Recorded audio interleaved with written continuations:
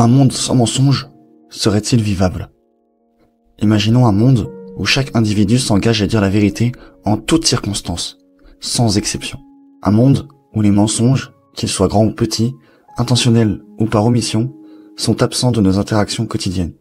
Cette hypothèse, bien que séduisante, invite à réfléchir sur les implications profondes d'une telle réalité. D'un point de vue social, dire la vérité absolue pourrait renforcer la confiance entre les individus. Sans mensonge, les relations interpersonnelles gagneraient en transparence, éliminant les malentendus et les suspicions. Qu'il s'agisse de gouvernements, des entreprises ou des transparences totales pourraient également engendrer des défis. Les secrets d'État, les informations sensibles ou les stratégies concurrentielles pourraient devenir vulnérables, exposant des données cruciales à des acteurs malveillants. De plus, la divulgation constante de la vérité pourrait alourdir les interactions quotidiennes, les rendant plus complexes et potentiellement moins efficaces. Sur le plan personnel, l'absence de mensonges pourrait simplifier la vie, en éliminant la nécessité de mémoriser des fictions ou de maintenir des façades. Les individus pourraient interagir sans crainte d'être trompés ou de tromper, favorisant l'environnement de la sincérité et de l'authenticité. Cependant, cette réalité pourrait être également accablante. La vérité nue, sans filtre ni atténuation, pourrait être difficile à supporter. Les critiques incessantes, les jugements impitoyables et l'absence de blanc dans les conversations pourraient mener à des tensions émotionnelles et sociales. Les individus pourraient se retrouver confrontés à une honnêteté brutale, difficile à digérer et potentiellement nuisible à l'estime de soi. Philosophiquement, la question de la vérité absolue a longtemps été débattue. Des penseurs comme Emmanuel Kant ont soutenu que la véracité est un devoir moral inconditionnel.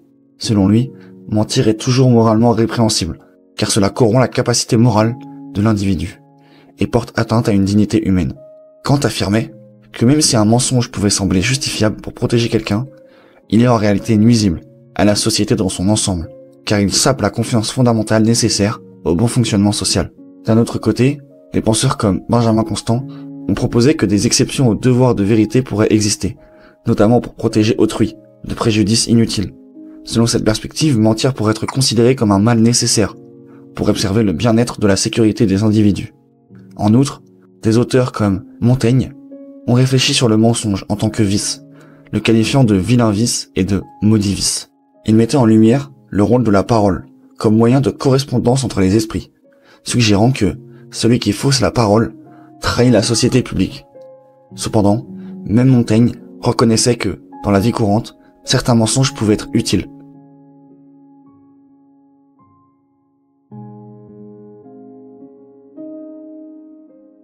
La question du libre arbitre a longtemps occupé les philosophes, les scientifiques et les penseurs de tous horizons. Nos choix sont-ils réellement libres ou sommes-nous déterminés par des facteurs extérieurs ou bien intérieurs? Cette interrogation touche au cœur de notre identité, de notre responsabilité morale et de notre compréhension du monde. Le libre arbitre est généralement défini comme la capacité de l'individu à faire des choix de manière autonome sans contrainte extérieure, reflétant ainsi une forme de liberté personnelle. Cependant, certains philosophes tels que Baruch Spinoza remettent en question cette notion. Selon lui, l'idée que nous agissons librement est une illusion. Il suggère que nos désirs et actions sont le résultat de causes antérieures, souvent inconscientes, et que nous ignorons les véritables motifs qui nous poussent à agir. Ainsi, même si nous avons l'impression de choisir librement nos décisions, cela ne serait en réalité que le produit de déterminisme que nous ne percevons pas. Nos choix sont constamment influencés par de multiples facteurs. Notre environnement, nos éducations et cultures façonnent-ils nos valeurs et nos perceptions? Nos expériences passées, nos traumatismes et notre état émotionnel influencent-ils nos décisions présentes? Nos choix sont-ils constamment influencés par de multiples facteurs? Notre génétique et notre neurobiologie jouent-elles des rôles majeurs dans nos préférencements et dans nos comportements? Ces influences, souvent subtiles et inconscientes, nous amènent à nous interroger. Dans quelle mesure sommes-nous maîtres de nos choix? Des recherches en neurosciences ont également alimenté ce débat. Des expériences, comme celle menée par Benjamin Libet, ont montré que l'activité cérébrale précède souvent la conscience et que nous avons notre intention d'agir. Cela suggère que nos cerveaux prennent des décisions avant même que nous en soyons conscients, remettant en question l'idée d'un libre arbitre conscient. Si nos actions sont déterminées par des facteurs au-delà de notre contrôle, cela a des implications profondes sur la responsabilité morale et sociale. Pouvons-nous vraiment être tenus responsables de nos actes si nous ne sommes pas véritablement libres de les choisir? Cette question est essentielle pour les systèmes juridiques et éthiques, qui reposent sur l'idée que les individus sont responsables de leurs actions. Il est important de noter que, même si nos choix sont influencés ou déterminés par divers facteurs, cela ne signifie pas que nous devons abandonner l'idée de la responsabilité personnelle. Reconnaître les influences sur nos décisions peut nous aider à mieux comprendre nos comportements et à travailler sur nous-mêmes pour faire des choix de plus en plus éclairés. En conclusion, le libre arbitre invite à une introspection profonde sur la nature de nos décisions et de notre liberté. Elle nous pousse à examiner les forces qui façonnent nos vies et à réfléchir sur la manière dont nous pouvons peut-être exercer une forme de liberté authentique au sein de ces déterminismes. La question de savoir si le bien et le mal sont des concepts absolus ou subjectifs a été au cœur de débats philosophiques pendant des siècles. Cette interrogation pousse à examiner la nature de la moralité, à comprendre si nos jugements moraux sont universels ou bien intemporels, à comprendre si nos jugements moraux sont universels, ou s'ils sont seulement façonnés par nos cultures, nos sociétés et nos expériences personnelles. Le relativisme moral est une doctrine philosophique qui soutient que les valeurs morales ne peuvent être évaluées objectivement. Selon cette perspective, ce qui est considéré comme bon ou mauvais dépend des normes, des valeurs ou des croyances propres à chaque culture ou à chaque individu. Ainsi, un acte jugé immoral dans une société pourrait être perçu comme acceptable, voire vertueux, dans une autre. Par exemple, certaines pratiques comme la polygamie ou les sacrifices rituels, considérés comme inacceptables dans certaines cultures, peuvent être vues comme des traditions, respectuées dans d'autres.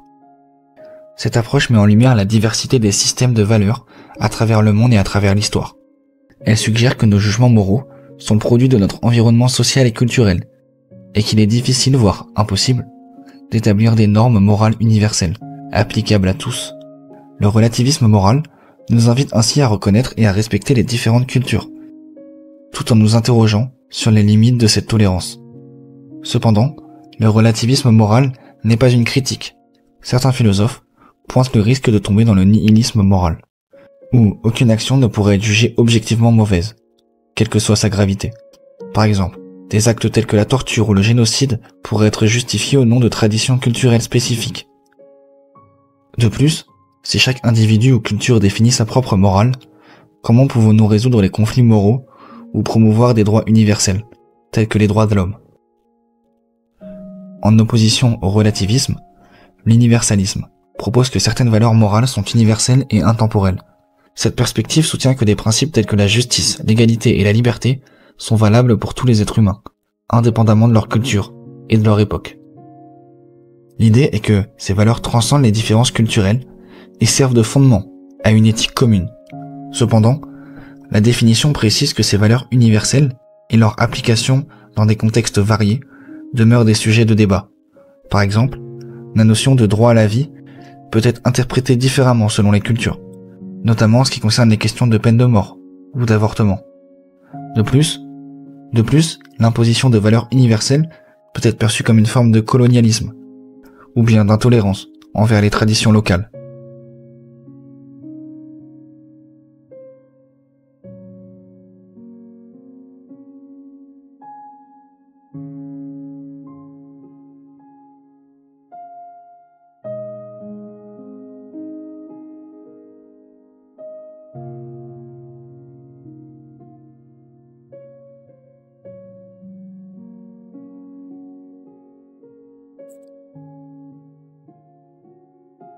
La technologie détruit-elle notre humanité?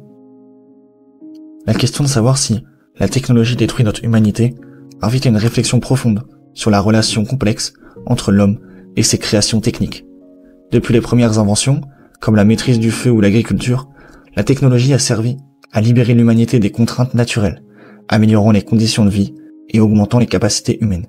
Ces avancées ont permis de transformer l'environnement et de répondre à des besoins fondamentaux, illustrant la propension humaine à façonner le monde selon ses désirs et nécessités. Cependant, au fur et à mesure que les technologies se sont sophistiquées, des interrogations ont émergé concernant leur impact sur l'essence même de l'humanité. Certains philosophes suggèrent que la technologie, en modifiant notre environnement et nos modes de vie, pourrait altérer des aspects fondamentaux de notre nature. Par exemple, l'introduction de l'intelligence artificielle dans divers aspects de la vie quotidienne soulève des questions sur l'autonomie humaine, la créativité et la prise de décision. La dépendance croissante à ces technologies pourrait-elle diminuer notre capacité à penser de manière critique ou à interagir de manière authentique les uns avec les autres? De plus, des penseurs comme Hans Jonas ont mis en avant le concept de responsabilité face aux avancées technologiques. Selon lui, l'humanité porte la responsabilité de s'assurer que le développement technologique ne met pas en péril son existence future. Cette perspective invite à considérer les conséquences à long terme de nos innovations et à évaluer si elles servent réellement le bien-être humain ou si elles risquent de compromettre les générations futures. Ainsi, la question se pose de savoir si nous contrôlons la technologie ou si, inversement, elle nous contrôle, influençant nos comportements, nos relations et nos structures sociales. Par ailleurs, les œuvres de science-fiction telles que Blade Runner ou 1984 dépeignent des mondes où le progrès, illustrant les craintes que la technologie puisse réduire l'individualité et l'autonomie humaine. Ces récits servent d'avertissement sur les dérives potentielles d'une société trop technocentrée, où l'humain pourrait être subordonné à des systèmes technologiques impersonnels. Ils nous poussent à réfléchir sur les valeurs que nous souhaitons préserver et sur les limites que nous devons imposer au développement technologique pour maintenir notre humanité. En somme, la question de savoir si la technologie détruit notre humanité nous invite à une introspection collective sur la direction que prend notre civilisation, sur les valeurs que nous chérissons et sur la manière dont nous pouvons intégrer les technologies de manière à enrichir et non à appauvrir notre expérience humaine. C'est un appel à équilibrer innovation et tradition, progrès et préservation, afin de garantir que la technologie serve l'humanité sans compromettre ce qui fait de nous un humain. Et toi, penses-tu que la technologie détruira notre humanité ?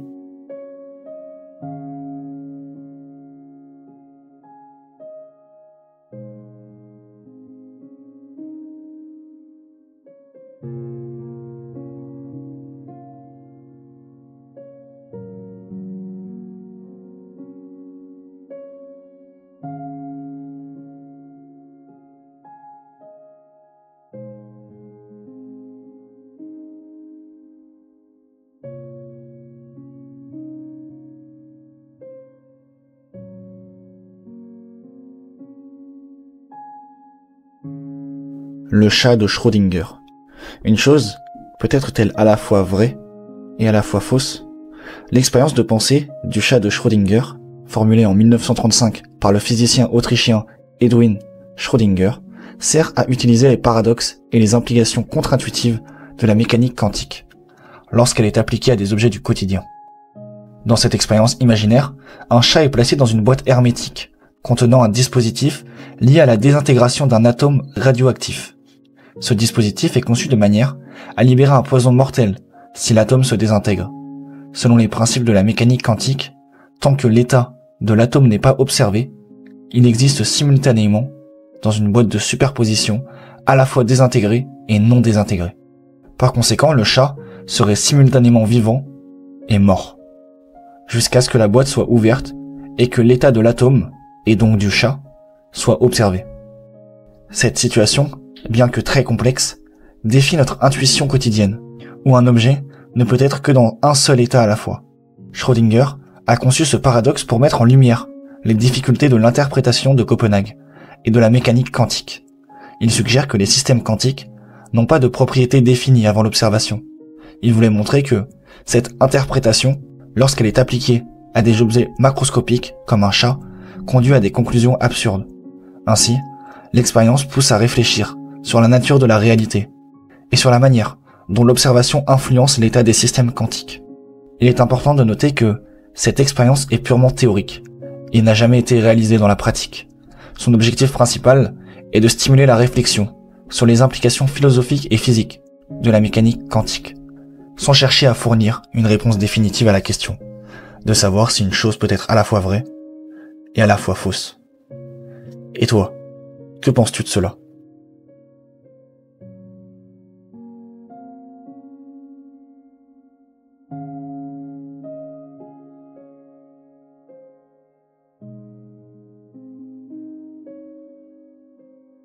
L'homme doit-il évoluer au-delà de sa condition biologique. Le transhumanisme est un mouvement intellectuel et culturel qui prône l'utilisation des sciences et des technologies pour améliorer les capacités physiques, intellectuelles et psychiques de l'être humain. Cette idéologie suggère que l'homme ne devrait pas se contenter de sa condition biologique actuelle, mais chercher à la transcender en exploitant les avancées technologiques. Le terme transhumanisme a été introduit par le biologiste eugéniste Julian Huxley en 1957, qui le définissait comme l'idée que l'humanité pouvait et devait évoluer au-delà de ses limites actuelles par l'application de la science et de la technologie. Le transhumanisme s'appuie sur la convergence de plusieurs domaines technologiques, notamment la nanotechnologie, la biotechnologie, les technologies de l'information et les sciences cognitives. Ces disciplines offrent des perspectives inédites pour modifier et améliorer la condition humaine. Par exemple, les manipulations génétiques pourraient permettre d'éliminer les maladies héréditaires, tandis que les nanotechnologies pourraient réparer les cellules endommagées. De plus, les implants cérébraux pourraient potentiellement augmenter les capacités cognitives, et les interfaces homme-machine pourraient faciliter une interaction directe avec les systèmes informatiques. Cependant, cette quête soulève des questions éthiques et philosophiques profondes. Le concept de liberté morphologique est central dans les débats transhumanisme.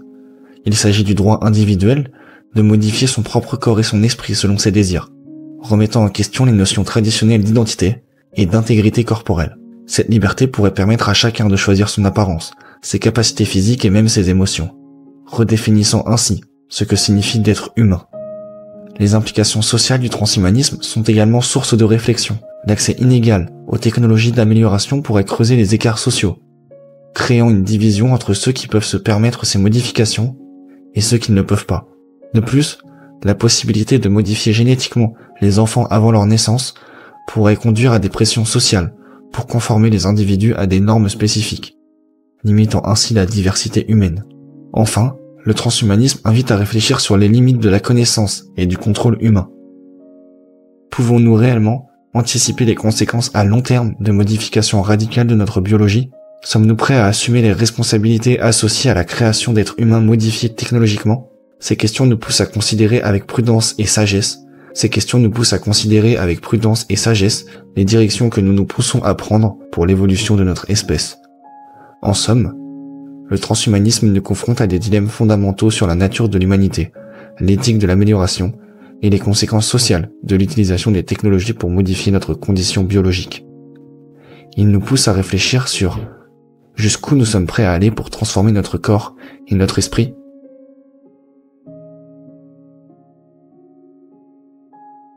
Le rasoir d'Occam, également connu sous le nom de principe de parcimonie, est un concept philosophique attribué au moine franciscain anglais Guillaume Occam. Ce principe suggère que, face à plusieurs explications possibles pour un phénomène donné, il est préférable de retenir la plus simple, c'est-à-dire celle qui nécessite le moins d'hypothèses non vérifiées. En d'autres termes, il préconise de ne pas multiplier les entités ou les suppositions au-delà de ce qui est nécessaire pour expliquer un phénomène. Cette idée trouve ses racines bien avant Occam. Par exemple, Aristote, le philosophe grec du IVe siècle avant Jésus-Christ, exprimait déjà une pensée similaire, en affirmant qu'il est préférable de prendre des principes moins nombreux et de nombres limités. De même, un adage scolastique dérivé d'Aristote stipule que c'est en vain que l'on fait avec plusieurs ce que l'on peut faire avec un petit nombre. Ces formulations antérieures illustrent que la quête de simplicité dans l'explication n'est pas une idée nouvelle, mais qu'elle a traversé les siècles, s'affinant au fil du temps. Dans le contexte scientifique et philosophique, le rasoir d'Occam, ou d'Occam, sert de guide pour élaborer des théories et choisir parmi différentes hypothèses. Il ne s'agit pas de déclarer que la solution la plus simple est nécessairement la correcte, mais, plutôt qu'en l'absence de preuves contraires, la simplicité est préférée. Cette approche vise à éviter l'introduction de concepts ou d'entités inutiles qui compliqueraient inutilement l'explication d'un phénomène. Cependant, il est crucial de ne pas interpréter ce principe comme une invitation à simplifier à l'extrême ou à ignorer les complicités inhérentes de certains phénomènes. La simplicité recommandée n'est pas celle qui néglige les détails essentiels, mais celle qui va à l'essentiel, sans ajouter de suppositions non fondées bien sûr. Ainsi, le rasoir d'Occam nous pousse à réfléchir sur la manière dont nous construisons nos explications, et à être conscient de la tentation d'ajouter des couches d'hypothèses qui n'apportent aucune valeur d'explicatif supplémentaire. Et toi, penses-tu que la simplicité est toujours préférée dans n'importe quelle situation ?